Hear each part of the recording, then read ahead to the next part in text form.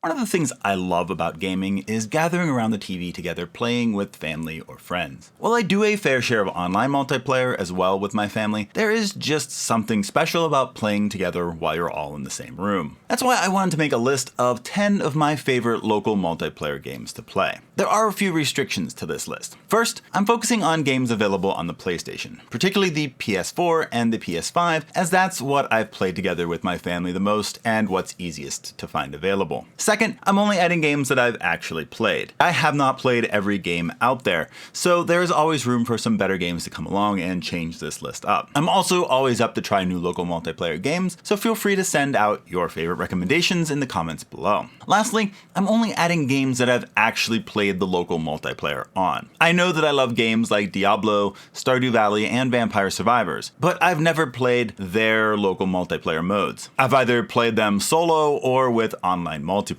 And while I would probably place some of these games high on my list of recommended games, I want to focus on games that I've actually played in local multiplayer. With those restrictions in mind, let's get to my list. At number 10, I have Rock Band 4. I jumped on the plastic instrument trend way back in the days of Guitar Hero. While this was my first real exposure to the rhythm genre of games, I found that I really enjoyed this genre. This enjoyment became even more when Rock Band came out and allowed you to play with a full band of instruments together. Rock Band 4 is the only Rock Band release that can be played on the PS4 and PS5, so it is the one that makes it on the list. Rock Band 4 has an impressive amount of songs available through its extensive DLC catalog. While it has ceased releasing any more DLC since Harmonix is now working on Fortnite Festival for Epic, Rock Band 4 is still a fun game to play. The thing that holds it back the most is actually having all the instruments needed to get the full band experience. Since there are new guitars available now, the big gap would be finding a drum kit. If you do have the instruments to play it though, Rock Band 4 is still a fun way to all jam together in the same room to some of your favorite music, or music that you've never heard before.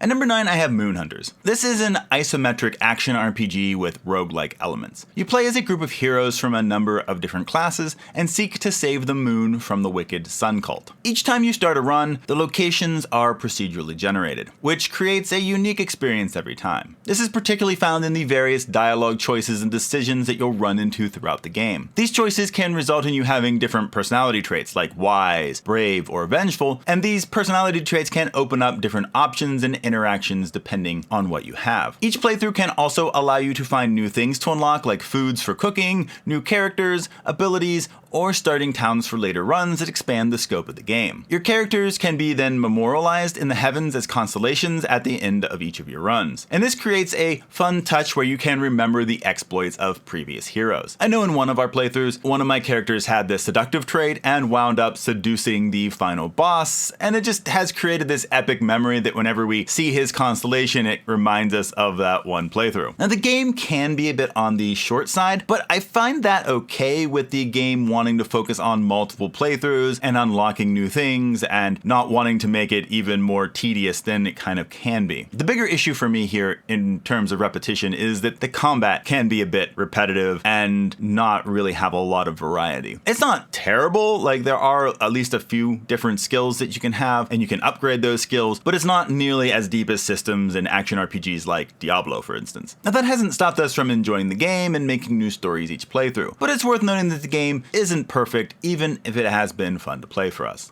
At number 8, I have Jackbox Party Pack 7. Now, I originally thought about just putting an entry for all of the Jackbox Party Packs on this list, but that didn't seem quite fair. Not all of these are created equal, and putting other games up against a whole series just didn't seem right. While this is the first pack on the list, it won't be the last. Jackbox Party Pack 7 is a solid entry in the Jackbox series. What really makes it get on this list, though, is the game mode talking points. This has been a favorite game mode of the family, and can have us all uncontrollably laughing due to the random that ensues in giving presentations on strange topics with even stranger slides to go with said topic. That's not to say that it's the only game worth playing here, but it does tend to be our favorite unique game from the pack. Quiplash, of course, is always a fun time of making up answers to prompts, but with this being Quiplash 3, there are other packs that have this game mode. Champed Up is also a lot of fun, but we've sadly had problems with freezing while playing this game mode. The other two games in the pack aren't quite as fun, but overall I still think this is a pretty fun pack, and one that we come to fairly often.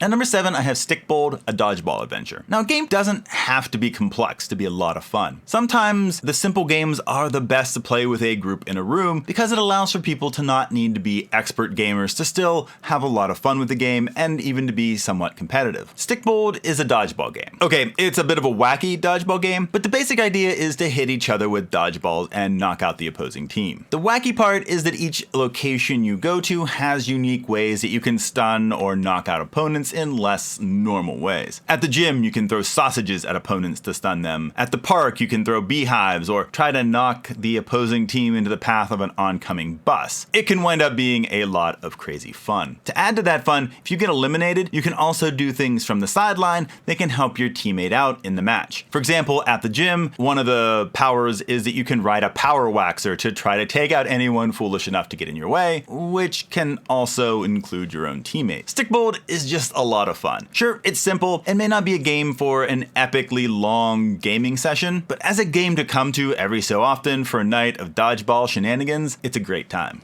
At number 6, I've got Jackbox Party Pack 4. This party pack is another one of our regular go-tos. The best unique games here are definitely Survive the Internet and Bracketeering. Survive the Internet is about making people look foolish by attaching the answer from their prompt to a topic that makes them look dumb or evil, or maybe even a combination of both. Bracketeering is about putting your answers to a prompt up against each other in a tournament bracket to see whose answers reign supreme. In later rounds, the actual prompt will change, and so you have to see whether your answer still fits good with the new prompt that it switches, so it just winds up being kind of crazy and a lot of fun. Fibbage 3 is also a strong game, and personally I think that this is the best pack with Fibbage in it. Fibbage is about presenting lies to questions and then hoping that people will vote on your answers while you're hoping to actually get the correct answer. Civic Doodle is an okay game mode. It's a drawing one, and I feel like there are other drawing games that are better in the Jackbox series, but still, as the drawing game kind of this pack, it's not bad. It's just also not the best one, I think. And then finally, Monster Seeking Monster is probably my least favorite, but it does get better if you have more players. It's kind of a weird dating social deduction style game that you get points by going on dates, and you're all monsters, and each monster has a power, and so you're trying to get more hearts by using your power, and all that kind of stuff. It winds up being interesting, but it's one of those games that doesn't work well with 4 players, and so I feel like it is very much the weakest game of the pack. With only one game mode that I don't love, this is a solid entry in the Jackbox series, and one that we pick fairly often.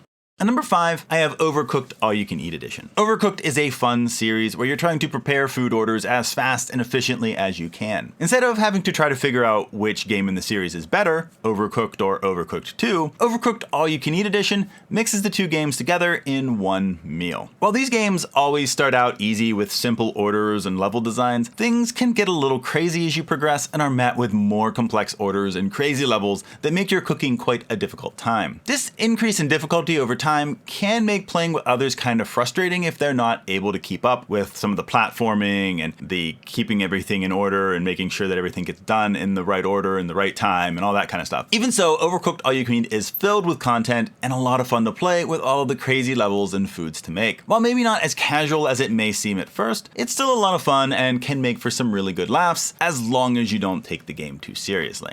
At number 4, I've got Jackbox Party Pack 8. This is the newest Jackbox Party Pack that we own, as we don't have 9 or 10 yet. It is also a very solid lineup of games. My favorites are probably Job Job and the Wheel of Enormous Proportions. Job Job has you applying for a job by using parts of answers that all players give to questions. I know that that might seem a little bit of a weird description. Basically, you write your answers to questions at the beginning of a round. The host of the game then shreds all of your answers, and each player gets like pieces of your answers where you have to then answer another question by piecing together the parts of other people's answers that you get. It's a little chaotic and maybe a little bit harder to explain than it really actually is to play, but it winds up being pretty funny and a lot of fun. The Wheel of Enormous Proportions is a trivia style game with an interesting wheel spinning component to it as well that I find enjoyable. Then again, I'm a trivia fan. If you're not going to be one who likes trivia, you may not like it so much. And that's not even to say that the other games are bad. Drawful Animate is a solid drawing game that has you drawing a prompt and having others trying to guess the right answers among other answers provided by the players. While the animated aspect doesn't add too much, it's still very good. Pull Mine is also another good game that has you guessing the top results of polls given to the players. Weapons Drawn is probably the weakest, but only because it is one that does better better with more than 4 players. It works okay with 4, but I feel like all the social deduction style games work best with more players and can be a bit tough with less. Since we're a family of 4, that can be an issue.